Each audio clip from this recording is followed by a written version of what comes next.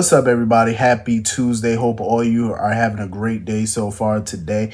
Getting into this episode of GH. Big Sasha has entered the fucking room. Not little Sasha, but big Sasha. And I loved every second of it. I love how she came for Willow. I enjoyed that dragging because Willow needed to hear it. Because Willow is being a hypocritical ass. This chick got the nerve to sit here and talk about, oh, you ran your big mouth to Cody and all this, that, and the third. Girl, shut the hell up. Shut up. Oh, thank God Michael giving me a second chance. Girl, please. Y'all saw the look on Michael's face when he was with Christina and that phone started buzzing and he looked at that phone and saw it was Willow calling. He said, Michael, listen, go ahead and file them papers. Go ahead. Give them hell. Give them hell, please.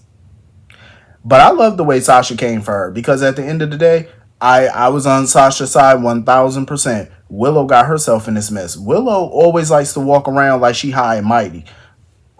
Like she sits on this hypocritical pedestal of hers. You know what I'm saying? Always talking down, always this, that, and the third, like she above everybody. You ain't above nobody. You a hypocrite in that town just like everybody else. You got feelings for other folk just like everybody else in that town. You ain't no different. Join the club. I loved it though. I love that Sasha decided to quit working at the Q's, which I'm totally in agreement with because at the end of the day, why would you want to be kitchen help? You know what I'm saying? Why would you want to be a part of the help, the staff? Like, absolutely not. I mean, she could cook her ass off. You know what I'm saying? I would use that experience to, maybe create a catering business or something. Maybe create your own restaurant or something. You know what I'm saying? Turn that into some good money. It's better than being kitchen help. I'm just saying.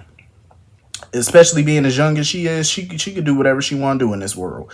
You know what I'm saying? Don't waste all your good, your good young years being somebody's kitchen staff. Absolutely not.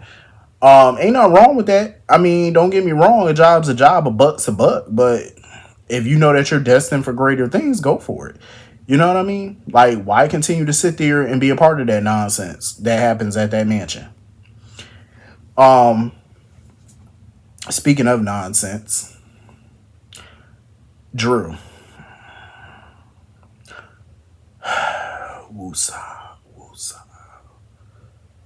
This bastard has the audacity to sit there and say, I don't know how, how I'm going to take care of, Scout by myself. I don't think I can do it without Sam. Sir, you weren't even parenting with Sam. Sam was doing that shit by herself mostly or with Dante.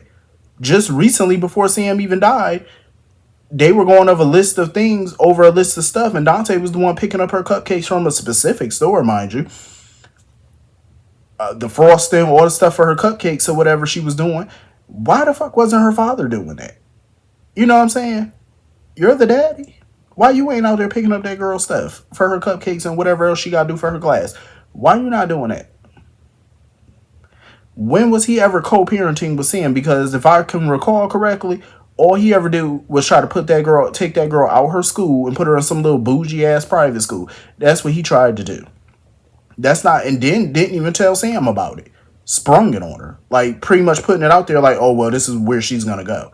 Like, he wasn't asking what Sam thought, really. He was just going to go ahead and do it. That's not co-parenting. Nothing he has done has been co-parent. Sam has been doing that shit either by herself or with the help of Dante. Drew has been lost in the sauce. Now he want to whine about having to do this, and here go Carly. Oh, well, you got family. You got people to lean on. No, let him do that shit by himself. What you mean? Everybody else are not built-in babysitters. Absolutely not. Figure it out, sir. Figure it out. Figure it out. And you know what? I did watch some of yesterday's episode, and it pissed me off too, because when that little girl was like, who gonna take me to school? Who gonna pack my lunch? This bastard. Oh, you got a lot of people who love you. You got a lot of family. That's not what she said. That's not what she was asking, sir. The correct response was, I'm gonna take you to school. I'm gonna fix your. I'm gonna do this for you. That's the proper response. You're the father. asshole. Like, please tell me that when they are done with Sam's funeral, she left behind some type of will that protects Danny and Scout, as far as guardianship is concerned. Please tell me she left some instructions. Please. Because I'm hoping that those kids either, normally I would say Monica, but no, because Monica up there in age, she ain't got time to be, dealing with that. Um, but at least leave them kids with Alexis at the very least. Please. Please. Because Drew sucks as a parent. Jason, he iffy. But I feel like Jason at this point might be a little step up. Smidge. Um, I wouldn't leave a pet turtle with Drew. I wouldn't. That turtle will be dead by tomorrow. I wouldn't. I wouldn't dare. Absolutely not. I wouldn't leave my gardening hose with that fool. Probably have holes all up in the hole. You know what I'm saying? I'm just saying he's an idiot. Um, him and Willow getting it on in that. Ain't that the kids' playroom? Cause it look like a little nursery looking setup. I'm like, ain't that the kids' playroom or something? Like y'all doing it in there? Just no shame. Like y'all need to go find y'all some shame. And all that shit that Willow was spewing to Sasha and stuff about loving her husband and all this, that, and the third. Here you are up in here sexing up Drew. But it's about time they did it. It's about time. I was waiting for it to happen because I knew it was going to happen. And I seen the previews for tomorrow episode. This chick had the nerve to say, oh, it can't happen again. Girl, Willow, you and Drew just pack it up and get the hell on. Please and thank you. Pack up and leave Port Charles. I'm over y'all. I've been over y'all. But you know what? I hope Michael getting their ass. I really do. Because Michael pissed me off a little bit even today when he was being, like I love when he was being sarcastic with Drew. When he saw that Drew was looking all sad and somber. He was like, oh, what's the matter with you? Your poll numbers down? I like that. That was good shade. I said, go ahead, Michael. You got a little shade in you. I like it. You hit him with a little twinge of shade. I'm here for it. But then he got soft. Oh, I feel bad for what I said to Drew. No, you don't. Don't feel bad for that. Don't you dare. Michael, stop. Tap into that anger that you have deep inside you that you let out every once in a while. Tap into that shit. Okay? Because I got a feeling when he find out, and mind you, he still know about that second kiss, but after he find out about that little rump, oh, it's on and popping. Willow is truly gonna see the asshole of Michael. I'm telling you, she gonna see the asshole version of him. I'm telling you. She gonna see that little dickhead side of him. She gonna be on the receiving end of it. And I can't wait. He need to give them both hell. He needs to. But yeah, I felt bad for Michael when he found out Sam died because him and Sam were super close at one point. Like for quite some time they were close. Not recently, I feel, but for quite some time they were very close. Like Sam was there for him through a lot of shit. So, it is sad to hear that. You know what I'm saying? Like somebody that you were close to or whatever that you love like a sister, you know what I'm saying, who was there for you during your darkest moments is now gone. Like that's a hard pill to swallow. That really is. That is hard. Um that was very hard. It was equally as hard too when Diane found out about it. You know what I'm saying? Because just the expression on her face, she was just shocked, sad. You know what I mean? Like, and I love that her first instinct was to automatically, yo, I got to be by Alexa's side. I need to call her. See, that's a true friendship right there, and I love their friendship. Like Diane don't play about Alexis. But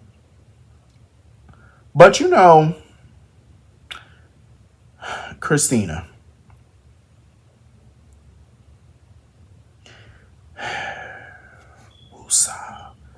Woosah. Christina. What was that display? You talk about dramatic. Like this chick was up in the hospital room, up in the office, just going crazy up in TJ office. Oh, you're not cutting open my sister. You're not cutting her open. Dum dum. How you think y'all gonna find out what happened to her? Like she doing all this ranting and raving, and while she's doing all that, did y'all see Alexis just sitting there? The look on her face. I said, Christina, shut your mouth, please. Your mama just lost her oldest child, and you are sitting here making this shit about you. Oh, I don't want you to cut open my... It's not about what you want. It's not about you, boo. It ain't about you. It's not about you. Like, why are you making everything about you? This ain't the Christina show. Like, your mama sitting over here, she just lost her damn daughter. And you worried about somebody cutting her open so y'all can find out what happened. Dumb. Like, does she not know that when Irene died, they did an autopsy on that little girl? She wasn't fussing then. She wasn't trying to stop it then. This is what they do. This is how they find out the cause of death. They have to cut open a person. It happens. Dumb. Like, calm your little ass down and be quiet. I don't blame Molly for throwing that little, little shade at her too. Because when she was like, "Oh, I'm sorry, mom, I wasn't thinking," Molly was like, "Yep, and you never did think." And I agree with Molly. I agree with her. Christina don't think. Like, she just over dramatic. She makes everything about her. Look at how she was in the chapel. Going off on God. I'm like, why you let this happen? Oh my God, haven't I suffered enough? Here we go, making it all about you and your suffering. Never mind your sister, never mind your mama, never mind your niece and nephew. You're making it all about you. As per usual. And even when she was sitting there with Michael, "Oh, I don't know. I'm the middle child. I don't know how to be a big sister." We know you don't know how to be a big sister. Look how you are. Like, could you blame Molly for not wanting her around? Like, seriously? She's just a selfish little twit. All she think about is Christina, Christina, Christina. That's all she think about. Like, she don't never think about others. Like, just overly dramatic. It's like, girl, calm down. This ain't about you. Like, it is not about you. And look at the way Molly stepped up. You know what I'm saying? Molly was like, "Listen, let me call the funeral home that did Irene funeral. Let me call them." You know what I'm saying? I like how Molly took charge and took that off her mama hands. You know what I'm saying? That's what you're supposed to do in somebody's time of need. They're not the only ones grieving. That woman just lost her damn daughter. Like, she ain't got time to sit on her phone making arrangements. And at least Molly sat around and saw what her mom needed. You know what I'm saying? Whereas Christina's running off being dramatic and throwing a pity party. Like, go sit down with that. Step up to the plate. Be strong. You know what I'm saying? Damn, be strong for your mama. Like, this hitting her way worse than it's hitting them. I mean, yeah, they all grieving because that was their sister, but that was that woman's daughter. Like, she pushed her out. She got to bury a child. Stop making it about your little ass. So I love how Molly stepped it up, though, but I don't blame Molly. When she was talking to TJ, like, after all the stuff she done been through and the family done been through, she don't know how much more she can take. And I trust. That's real. That's a real feeling. You know what I'm saying? Not knowing how much you can take. Not knowing how much more you can go through until you reach that point of no return, that breaking point. It's a lot. It's a lot. But that was a real scene, though. I love that. Like, how Molly was just venting and stuff. I enjoyed that. Yeah, I feel bad for Alexis. Having to deal with funeral arrangements and, at least Felicia there trying to walk her through it and make it painless and stuff, because that's what they need right now. Try to make it painless for them, at the very least. Anyway, moving on from that. Why is Robert still entertaining Holly? Like, I was looking at Robert with major side eye. I'm like, "Sir, why is she still in your office? Why?" And at this point, I don't blame Diane. I don't blame Diane for feeling how she feel. Because after she walked in on Robert and Holly in a close moment, I think Diane is just over it. You know what I mean? Diane, is over trying to tell herself that Robert really wants to be with her, trying to feel secure in that relationship. She's over it.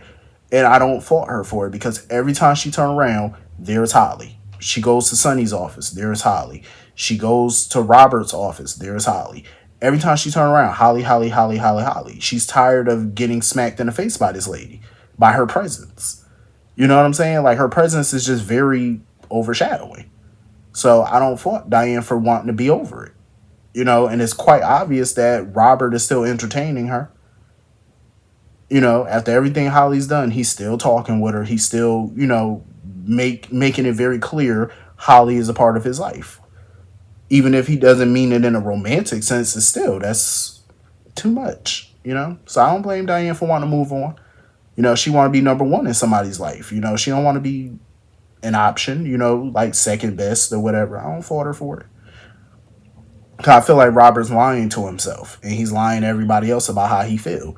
But that's on him. If he want to keep dealing with Holly crazy tail, let him go on and do it. Cause look at her. She's doing exactly what Mac felt she was gonna do. Pop back into town with her drama. And that's exactly what she's doing. As soon as she saw her hotel room was ransacked, where'd she go? Run into Robert. Oh my God, I'm in danger. I'm in trouble. See, I knew this whole Sidwell thing was gonna come back on her.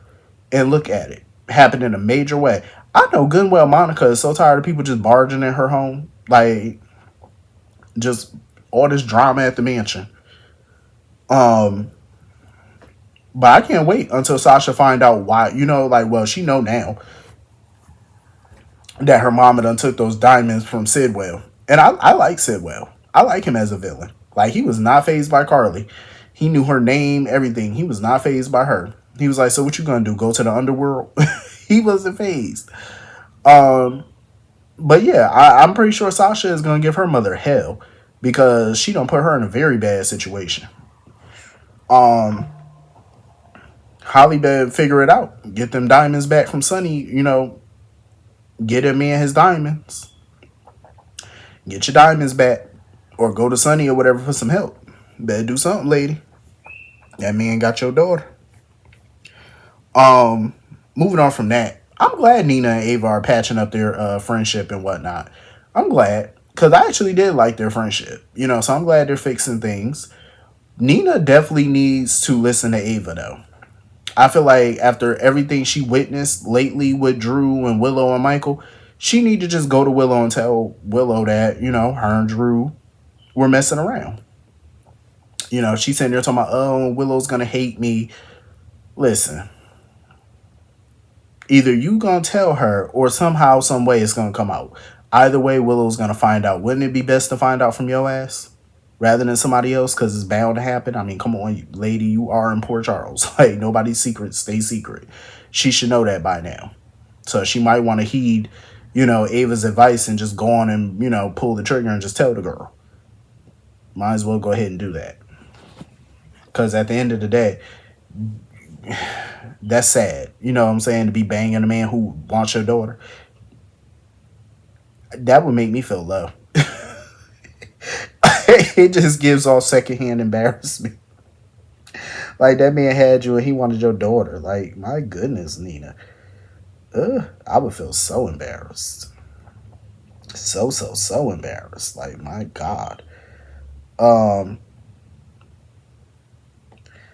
can't wait until not TJ, who was it? I can't wait till Carly find out about this whole debacle with Drew and Willow and stuff like that. I want to see what her reaction gonna be. Cause I'm glad Michael kept it to himself. Cause Carly was definitely wondering like what the hell going on with him and Drew.